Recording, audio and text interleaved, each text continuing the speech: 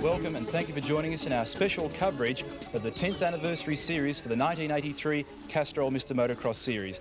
The series for 1983 was somewhat different in the 9 previous, because for this year the format was totally changed to include 5 rounds taking the riders all around Australia, and the format for the racing was changed from sprint racing to 20-minute plus 1 lap heats, making it a real test for not only rider but also for machine.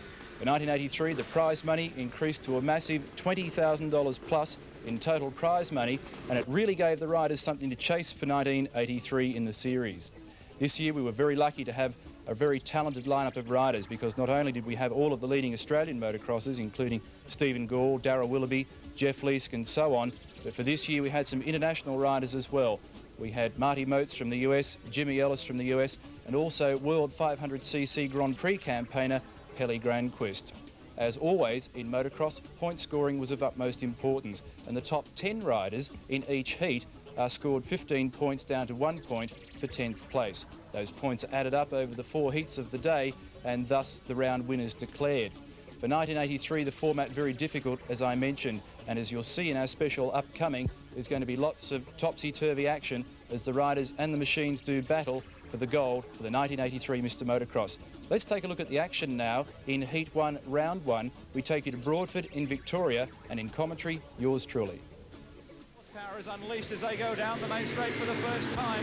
Then going straight into the lead as they go over jump number 1. It's Trevor Williams for Team Kawasaki.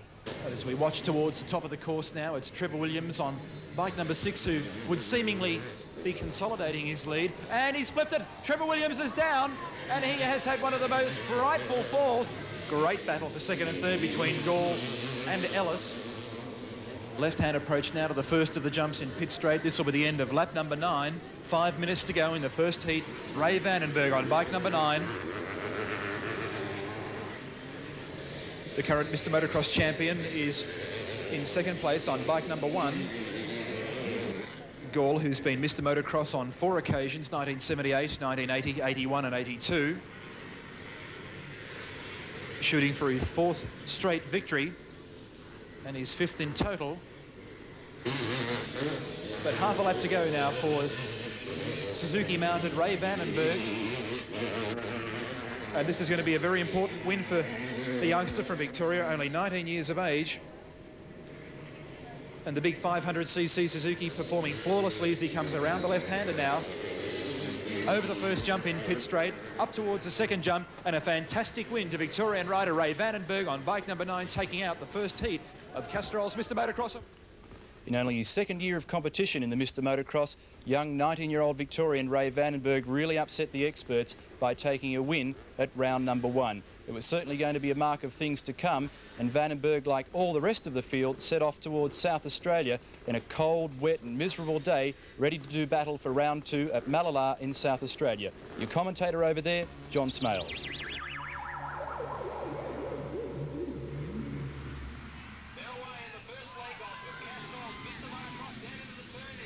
And Vandenberg starts poorly, handing the lead to local rider Darryl Willoughby from American Jimmy Ellis, Kawasaki's Trevor Williams, Team Honda's Jeff Leisk, and reigning Mr. Motocross Stephen Gall.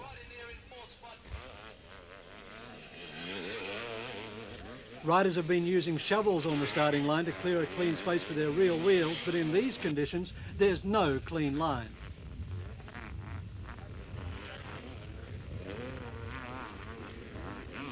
That's Stephen Gall on bike one, the 490cc Works Yamaha. He's 4 times winner of the Mr. Motocross title and currently lying second in the points table on 47 points behind Goof Vandenberg Suzuki on 57. At Malala in South Australia have been rated as amongst the most exciting ever held in Australian motocross racing. Stephen Gall slams to the lead in the 3rd round and is never headed to the checkered flag.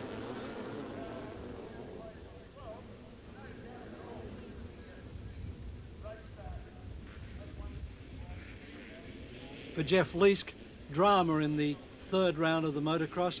After the 2nd round, his mechanics discovered that his bike had cracked its frame, and rather than risking setting him out on a damaged machine, they made him move on to his spare machine. Regrettably, that's against the rules of the Castrol Mr. Motocross, and Leisk, although he rode in the final 2 rounds, was disqualified.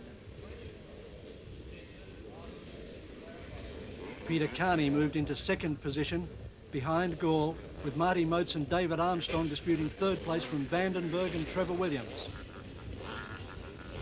It was the winner of the Kid Motocross, which supports the Castrol Motocross, in 1979, and then in 1981 became the Australian 125cc champion. 10 is Big Marty Moates, the American.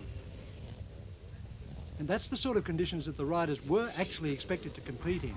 The checkered flag now comes out for Marty Moates, winner of the 4th heat of the Castrol Mr. Motocross round 2. And look how close behind Gall is. There he is. After a miserable 1st round, it was American Marty Moates who was the winner of round 2 at Malala in South Australia. Moates, in fact, tied on points with Stephen Gall, both sharing 41 points. But fortunately for Moates, he was the winner of the final heat, which gave him the win on the day. So it was out of the mud and the gloom and the doom from South Australia, northbound to Queensland for round 3 of the series at Tivoli Raceway, just outside Brisbane. Once again, up in Brisbane, it was a very tough and torrid event. And for this particular round, all of the factories pulled out at the stops because they flew in special machinery for Jeff Leisk and the Team Honda outfit, Ray Vandenberg, a very special Suzuki, and Stephen Gall fitted a brand new OW58 Works engine to the YZ490 Yamaha for today. Up into 3rd place, Trevor Williams in 4th place, and it looks like Trevor Brooks up into 5th. On the right-hander, the loop towards this series of jumps on the approach to the main straight. It's 20 minutes plus 1 lap, so it's a real test of skill, not only physical skills but mechanical preparation as well from the crew's part. End of lap 1, the leader, number 1, Stephen Gall. $20,000 worth of prize money at stake, and the biggest motocross event held in Australia, and Jimmy Ellis wants to win it. So Ellis comes back once again as they sweep around the right-hander at the top part of the course, now making their run down towards the middle, and he goes through on the inside. Will he get him? Gall comes back once again, an elbow-to-elbow motocross out of the gully. Gall desperately trying to keep the rear wheel on the ground for the Yamaha and keep it tracking as straight as he can. And Ellis is getting a very smooth ride on the KTM. By gee, they've set it up very nicely in the handling department. Gall crouching over the front of the bike, working it every which way to try and get ahead of Jimmy Ellis on bike number 8. Blue flag comes out. 1 lap to go. The 20 minutes has elapsed, and it's now 1 lap before we decide whether or not Jimmy Ellis or Stephen Gall will be the winners of heat number 1. Jimmy Ellis now pulling out all the stops on the big KTM. An Austrian bike. Comes from Europe, and he stalled the KTM. Ellis has lost all chance of winning the event when he stalled through that right-hander, and Stephen Gall will take the 1st heat. Marty Moates goes through in 3rd position, and what a bad break for Jim Ellis. Very valuable points in the 1st heat of Castrol's Mr. Motocross. On the last jump for the last time, and the checkered flag comes out, and it's a great win to number 1 Stephen Gall, to the right-hander. Just a couple of 100 metres left to go now as Jim Ellis prepares to gun the big KTM towards the checkered flag over the series of jumps, and this will be a magnificent win, and it will reverse the order of the 1st heat. And coming up now towards the checkered flag, And what a fine wins in number 8, Jim Ellis. Brilliant Yamaha. Up into second place comes number 3, Jeff Leisk, with the chain back on the Honda and working as it should. Third place, number 1, Stephen Gall on the Toshiba Yamaha dealer team Yamaha. And a big pile-up of all the leading contenders as they go around that left-hander. Trevor Williams coming off second best there. Leisk's bike steps sideways on that occasion as he comes down the side of the dam. Lining up under brakes, and Darryl Willoughby closes a couple of lengths and goes for an inside run, but he won't be able to get through there. He's not quite close enough. Along the back. A third of a lap to go now. Stephen Gall seemingly without chance to improve his position, but Darryl Willoughby pulling out the stops to try and improve his on the final right-hander. 180 degrees in the run towards the main straight. The checkered flag now being prepared. Will there be a change in proceedings? Willoughby giving it everything he's got, but as they come up towards the checkered flag, it'll be a win in heat number 3 to number 3, Jeff Leisk. Number 2, Darryl Willoughby. For the 4-time Mr Motocross champion and current Australian 250cc champion Stephen Gall, it was a refreshing win for round 3 at Tivoli in Queensland. But it wasn't before a hard charge from Jeff Leisk in heats 3 and 4. In fact, both Jeffrey Leisk and Jimmy Ellis really found some form at Queensland, and it was to put them in very good stead as they went to the northern centre of New South Wales for round 4 and to Raymond Terrace. Number 1 and bike number 10 it is in the lead. Marty Moates on the Suzuki through the right-hander, and it's Jimmy Ellis up into second place.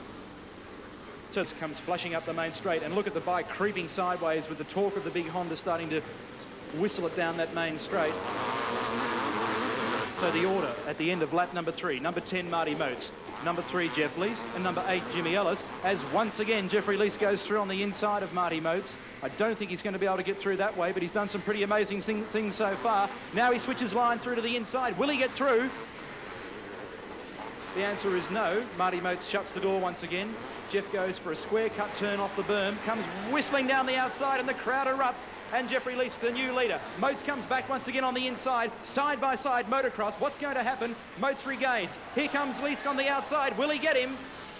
On the off-camber turner, and Leisk goes into the lead. Great stuff from Jeffrey Leisk on bike number 3. Marty Moates back into second place, Jimmy Ellis in third, and some beautiful motocross racing from the youngster from Western Australia. Last heat of the Mr Motocross at Raymond Terrace for round number 4, and out comes the checkered flag, and it's a very easy win for Jeff Leisk. This time the gate gets down cleanly and they come out very, very quickly, and Jeff Leisk on bike number 3 establishes a lead into turn number 1. Round the right-hander, and through on the inside goes Marty Moates with plenty of power on board. Underneath Jeffrey Leisk, and bike number 10 leads the field as they head off towards the Yamaha loop. Marty Moates there as well in the lime green Kawasaki colours. There's number 2, Darryl Willoughby. Number 9, Ray Vandenberg, a long way back in the field. That won't help his point score any. Under brakes, and we've lost Moates. Moates is down on the entrance to the main straight, so Stephen Gall leads at the end of lap number 1. Number 3, Jeff Leisk in second place. Number 6, Trevor Williams in third. Doesn't bother about being very spectacular as he crosses the double jump now for the last time. In and out of the tyres and up towards the top of the course now. About 300 yards left to run for Jeff Leisk on bike number 3. And the 18-year-old rider, originally from Fremantle, then Perth, now resident in Melbourne, is going to take out the 4th round of the Mr Motocross Series of 1983, should I say. We'll get the years right. And as he puts power to the ground for the last time, the checkered flag comes out, and Jeff Leisk the winner. What a great performance it was from Jeff Leisk on the Works Honda to elevate himself in the point standings up to 5th place in preparation for the grand final in Victoria. Bad luck for Ray Vandenberg, who was disqualified after passing under the yellow flag, but he too was to come back with a vengeance for the grand final down in Victoria. So let's take a look at that action now. There's 5 riders, all with the opportunity of winning the Mr Motocross in 1983, and you're about to witness some of the most spectacular motocross footage that you'll ever see. And this is the scene at the grand final of Castrol's Mr Motocross for 1983. The venue, Broadford, and the riders on the starting line now for Heat 1. 30 riders in total, and they're starting to look up towards the starting clock, where the needle is pointed at the moment at the 30-second mark. Just a few seconds remaining before they get underway, and this is going to be a very, very exciting race. That's our shot from up the top of the straight. A beautiful setting here at Broadford. It really is one of Australia's leading motocross circuits, if not one of the best circuits in the world. And at the moment, we're waiting to see who is going to be Mr Motocross for 1983. Stephen Gall leads the series with a total of 163 points on bike number 1. Ray Vandenberg is in second place with 140 points. visiting American rider. Marty Moates has 124 points. Jeff Leisk, young West Australian rider, winner of round 4, has 120 points. Equal 5th place, American Jim Ellis with Australian Vaughan Style with 95 points. Kawasaki rider Trevor Williams has a total of 90. Then we've got Darryl Willoughby, Victorian Robin Rhodes, Peter Carney, Anthony Gunter, and so on down the line in the top 20 or so riders who've worked their way around the series. Round 1, of course, was here at Broadford. The winner on that occasion, the young rider from Victoria, 19 years of age, Ray Vandenberg, who's riding bike number 9, the Work Suzuki this weekend. Round 2, Malala in South Australia, the winner was Moates. Round 3 at Tivoli in Queensland, Mr Motocross struck back and was a winner up there. Round 4 at Raymond Terrace, Jeff Leisk started to run on really hot on the brand new Honda with 5 wins out of 6 starts. And as they come to this weekend's grand final, we're going to be looking at a very, very interesting motocross race because there are 6 people who can win the series. And let's not forget the round money as well, because they're also out there fighting for a win in the grand final round. The starting clock is underway. There's 10 seconds left to go before the start. 5 seconds to go before the start of the first heat of the grand final of the Mr Motocross, and it looks as though they broke the gate. No, a clean start, and coming out very quickly was Victorian Trevor Williams on bike number 6, and the Kawasaki rider storms to the top of the circuit around the left-hander at Castrol. Kawasaki ridden by Trevor Williams in the lead. On the outside, Stephen Gall on bike number 1, Ellis in the middle on bike number 8, and what a magnificent start. Williams on bike number 6, Gall on bike number 1, Leisk goes up into 3rd place on bike 3, and Jim Ellis in 4th place, down towards the middle of the circuit. And what a great start. Everybody gets away pretty cleanly. Nobody's bitten the dust. And it's Williams, Gall, Ellis, Leisk, Ray Vandenberg, a fair way back in the field at this stage. Down to the bottom. And it's Williams in the lead. Victorian rider from Bairnsdale, just a couple of lengths ahead of Stephen Gall on the YZ490 Yamaha. Jim Ellis up into 3rd place on the Honda drop-away through the right-hander. This is the first approach run to the top of the Swan Insurance Hill. 6 is Williams, 1 is Gall, 8 is Ellis, then Leisk, Rhodes, number 4 is Vaughan Style. There's Darryl Willoughby on bike number 2 from South Australia. And it's on for young and old at the head of the field, because Ellis and Gall have been handlebar to handlebar over the back part of the course when we were looking down through the field. And these 2 riders set to do battle in this first heat. 20 minutes plus 1 lap the journey.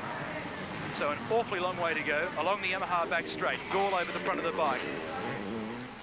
Trev Williams has done this on a couple of occasions during the year, come out of the gate very quickly, gone on to lead for about the first 10 minutes or so, but physical fitness perhaps has been his question mark, and other riders have been able to round him up. What's going to happen today? Up now towards the start-finish line area, end of lap number 1. Kawasaki fans ecstatic because Trevor Williams leads the field. Bike number 1 in 2nd place is Stephen Gall. So the reigning Mr Motocross champion doing very well at this stage. Bear in mind that Gall doesn't have to win every heat. He only has to circulate to get points. He has 163, which is 23 clear of his nearest rival, Ray Vandenberg, in 2nd. Trevor Williams on bike number 6. Look at the suspension of the Kawasaki working.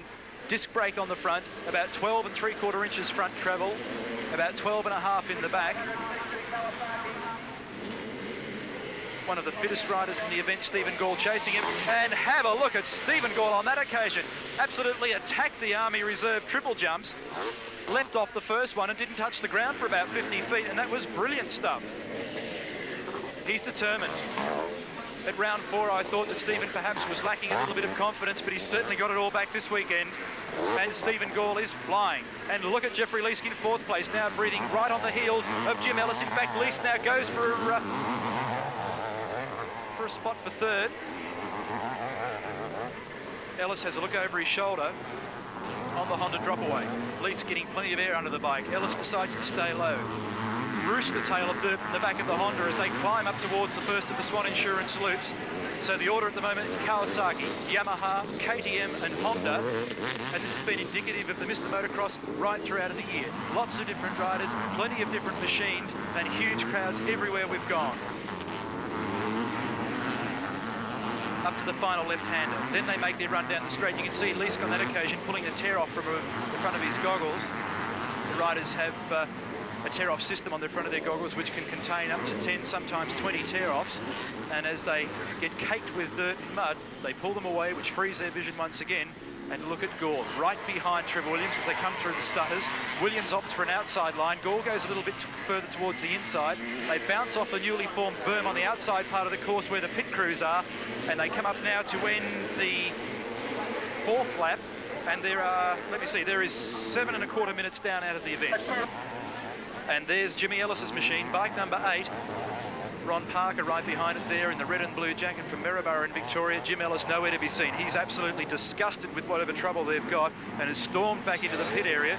It looks as though the back end is seized up on it now. Whether or not it's a chain problem or whether in fact it's gearbox or engine remains to be seen. But Jim Ellis without question out of the event, and that blows his chances of a win in the Mr Motocross of 1983. So there's the gap between 1st and 2nd, Williams to Gall. We might just have a look here at the gap back to 3rd and 4th. Vandenberg has moved up into 3rd. Now I wonder what has happened to Jeff Leisk. Vandenberg in 3rd, a country mile back to the next rider, and that's Jeff Leisk. Now I wonder what's happened, whether or not he got tangled up with Jim Ellis as they came up onto the main straight, one wonders. But Leisk in 4th position on bike number 3, now giving away a lot of territory to these riders here, headed by Trevor Williams.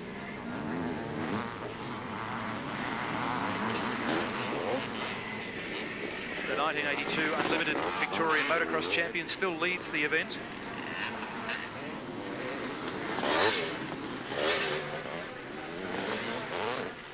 Very clever line on that part of the course down there. He's hitting the first couple of stutters, getting the Kawasaki airborne, and then completely clearing the rest of them.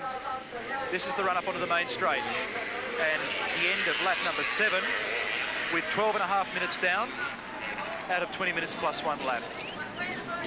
Now there's a great scrap on for 2nd place because Vandenberg is now challenging Gall. We'll just see them here in the background, and Vandenberg's through.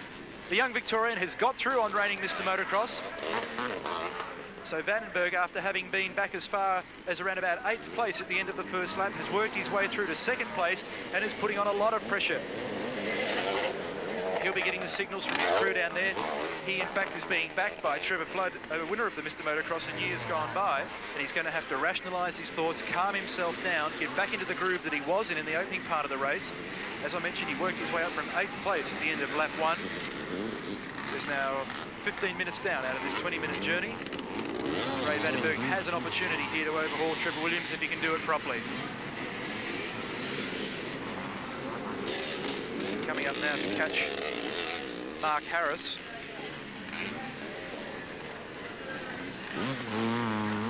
In fact, it's Trevor Brooks on 21, I think, on the Yamaha. And look at the territory that they're covering as they fly up to the top of the hill. Here comes Vandenberg down the outside. Will he do it here? Under brakes. Front end of the Suzuki, just dancing a little bit more than the Kawasaki, but Ray definitely riding harder. He's right behind him at the moment as they come up towards the left-hand run. Now let's see what happens as they go through the stutters. Williams is very quick through here, but so too is Vandenberg, almost over the front of the bike, and that was very close, up onto the main straight. And what a great charge this is, coming up now to the 16-minute mark of Heat 1, and at the end of this lap, it's still Williams from Vandenberg, but only just. Look at the horsepower of the Suzuki. He gets him. Great stuff. And the Victorian crowd absolutely ecstatic with the young hometown hero. The man who won the 1st round here, who absolutely shocked everybody because Ray was showing up for his 2nd year of Mr Motocross after progressing through juniors and C grade and B grade and so on. And although we realised that he had a lot of talent, I don't think anybody quite thought that he would have been an outright contender. Vandenberg shocked them all, came out and won Heat 1, but Williams attacks once again on the outside. Ray Vandenberg, the man with the most to gain, because he was only 23 points behind Stephen Gall as they came to this final round, and he would desperately love to win Mr Motocross after only 2 years of competition. On the Honda drop away. Trevor Williams is going to argue with him, though. He doesn't want to see it happen.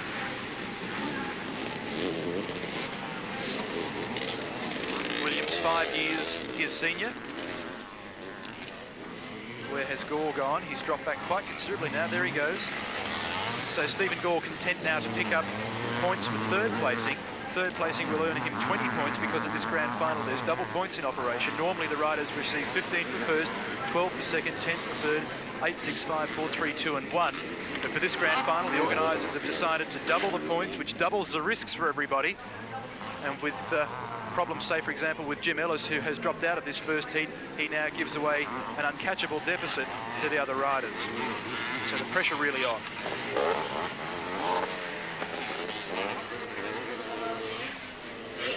Way back. And Trevor Williams now starting to struggle to keep in touch. There's Vandenberg. 65, 70 miles an hour as they come up that part of the course. Glances over his shoulder.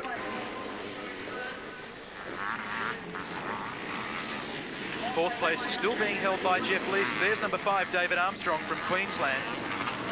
Armstrong out of the running.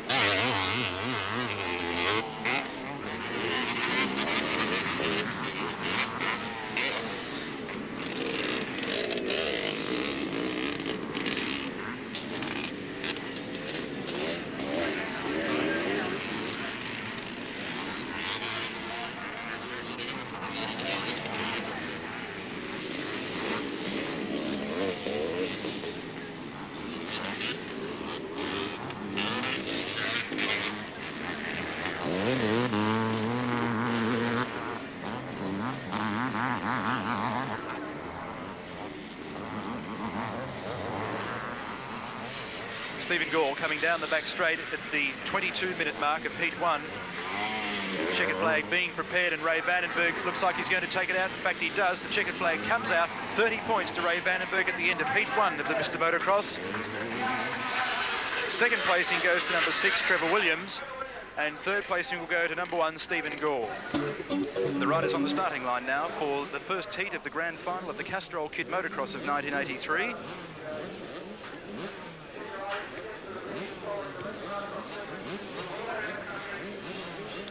All of these riders between 14 and 16 years of age and limited to a machine capacity of 125cc.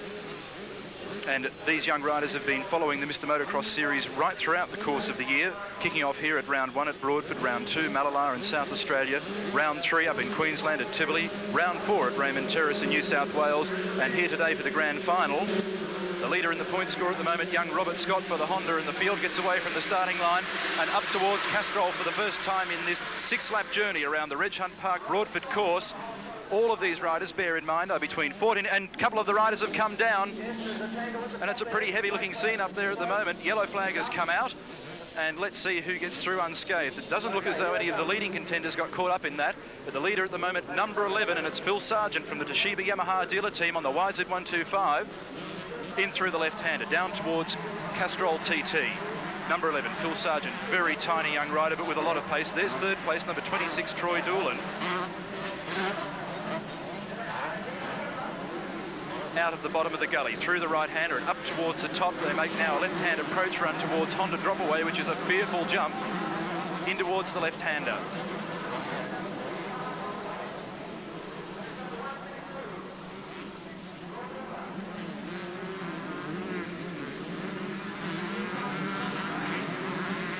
To the top of the hill. And it's number 162 who has the lead at the moment, Robert Hooper on the KX125 Kawasaki. Hooper, in fact, lying second in the series at the moment with a total of 69 points to his credit. Leader at this point, as I mentioned, Robert Scott with 79 from Bennett Honda in New South Wales. Robert Hooper in second place with 69 points. And in third place overall in the series, Stephen Breeze from Victoria with a total of 58 points to his credit. So Hooper, the man at the moment, who's in line for 30 points, because this weekend at Broadford, the points table has been doubled. Normally, for first place, there's 15 points, for second 12, for third 10, and so on down to 10th place. But this weekend, being the grand final here at Reg Hunt Park in Broadford, the points have been doubled. So it'll be 30 points for first, 24 points for second, 20 points for third, and so on down the line. Great scrap on for the lead now as they come up to end lap number 1 in their 6-lap journey. And the leader at the moment, Hooper, challenging on the outside. Number 17 is Robert Scott, and up into third place, 26, Troy Doolan on the Suzuki. So we've got Honda, Kawasaki and Suzuki in the top 3 placings. Up to the top of the circuit. In through the left-hander, on towards these triple jumps. The Army Reserve triples requires perfect balance and perfect time.